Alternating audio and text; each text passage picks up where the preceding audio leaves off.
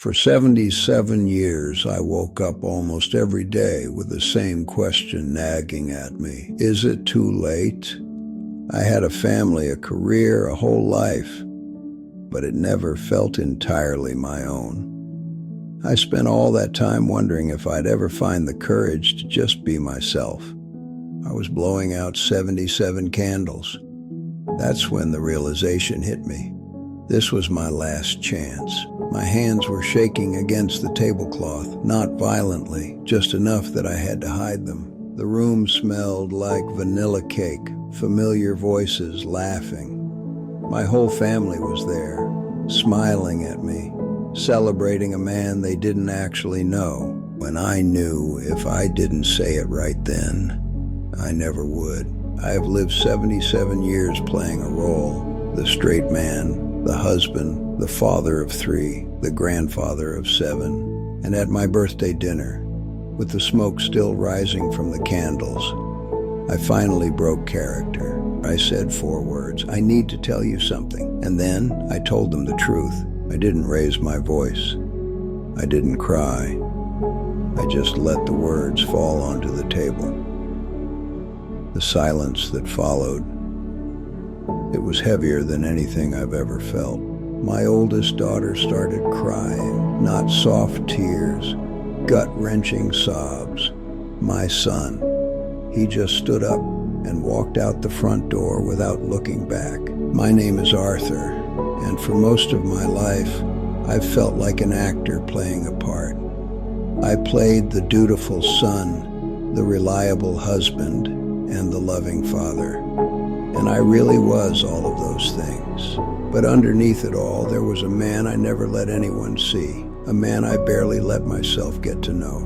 I was born in 1949, so growing up in the 50s and 60s, well, it was a different world. The script for a man's life was simple. Get a job, marry a good woman, raise kids, and don't ask too many questions. I followed that script to the letter. Being gay wasn't just frowned upon. It was spoken of in these hushed, damning tones. It was a sin, a crime, a sickness. There were laws against it. You could lose your job, your family, everything. So you learned to bury any part of you that didn't fit the mold. But the truth didn't start at that dinner table. It started when I was 13 years old, back then. Being gay wasn't an identity. It was a diagnosis. Or worse, people like me, we didn't get understanding. We got beaten in alleyways. We got fired. We got locked up in institutions to be fixed. So when I was 13, and I realized my eyes followed the boys in the locker room instead of the girls, I didn't ask myself why. I just froze. I didn't even have the language for what I was feeling. I just knew one thing, bone deep. This feeling was dangerous. So I learned the art of camouflage. I learned to laugh a split second late at jokes about fairies. I learned how to look at women the way other men did, or pretend to. I learned how to erase myself while I was still standing in the room. I did what was expected. I dated girls. I tried so hard to feel the way my friends seemed to, but it was like trying to imagine a color I'd never seen. I married a woman. I met Sarah in 1971. She was kind, gentle, and she loved me. I loved her too in my own way. I wasn't confused. I was terrified of being alone. I wanted safety, and she was safe. She was kind. She was patient. She deserved honesty. I gave her stability instead. I loved her very dearly. It was a safe love, a quiet agreement. We built a life. You think that difference doesn't matter. You think you can fake it until you make it, but that difference shows up slowly. It's in the passion that never quite ignites. I told myself that's just how marriage is. That desire fades for everyone. When everyone around you is telling the same lie, it's very easy to believe it. We had children, then beautiful grandchildren. From the outside, it was perfect, the American dream. But inside, there was a door I kept padlocked, a room in my own house I was forbidden to enter. I remember once at a company party in the 80s, I met a man named David.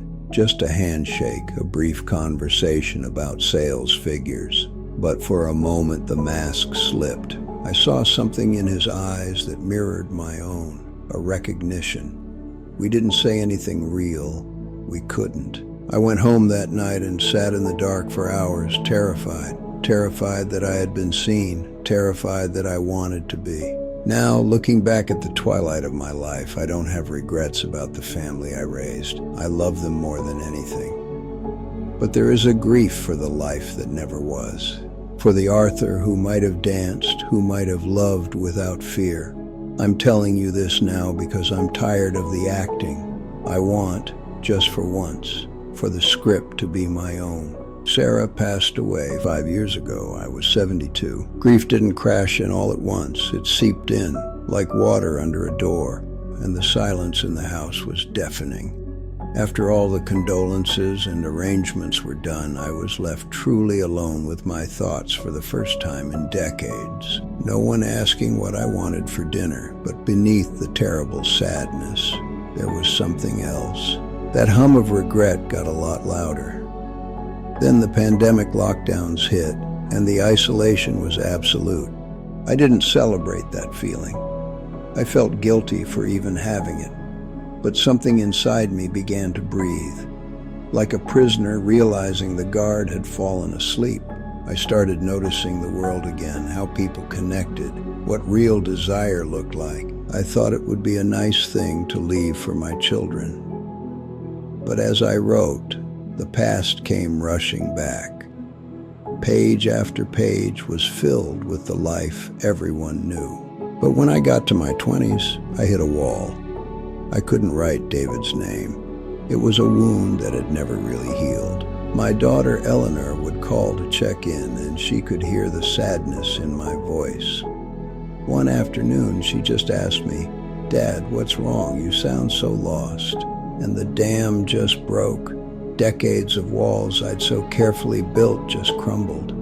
I started crying, something I hadn't done in front of my kids since they were little. Through the tears, I finally said the words I had buried for more than 50 years. Eleanor was quiet on the other end of the line. And then she asked, "Who's David, Dad?" In that moment, I knew. I couldn't take this secret to my grave. It wasn't fair to my kids, to Sarah's memory, or to me. I'd spent a lifetime asking if it was too late. Suddenly, the more terrifying question was, what if I never even try? I was 77 years old. I was running out of time for when. So, Eleanor helped me look. She's better with the internet than I am. We searched for 3 weeks. I was terrified he was gone or that he wouldn't remember, but then she found a number. A David living in a small coastal town just 4 hours away. My hands shook as I dialed. It rang 4 times. When he answered, his voice was older, rougher, but it was him. "David?" I asked. "It's Arthur." There was a silence that lasted a lifetime. Then a soft laugh. "Arthur," he said, "you're late. I've been waiting for this call for 50 years. We met a week later. We didn't try to reclaim the lost years. You can't.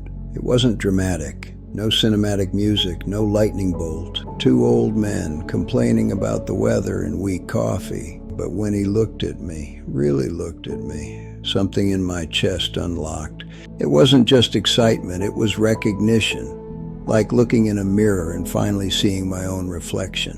For the first time in 75 years, affection didn't feel like a performance. It just felt easy. It felt honest. And that scared me more than the loneliness ever had, because honest love demands truth. You can't have one without the other. And truth meant blowing up my life. It meant telling the people I valued most that the man they knew was a fabrication. I looked at the calendar. My 77th birthday was coming up. I decided that was the day the lying had to stop. "I need to tell you all something." My voice didn't shake. I was surprised by that. But my heart was hammering against my ribs. I should have said this 50 years ago, but I was too afraid. I took a breath that felt like swallowing glass. I'm gay.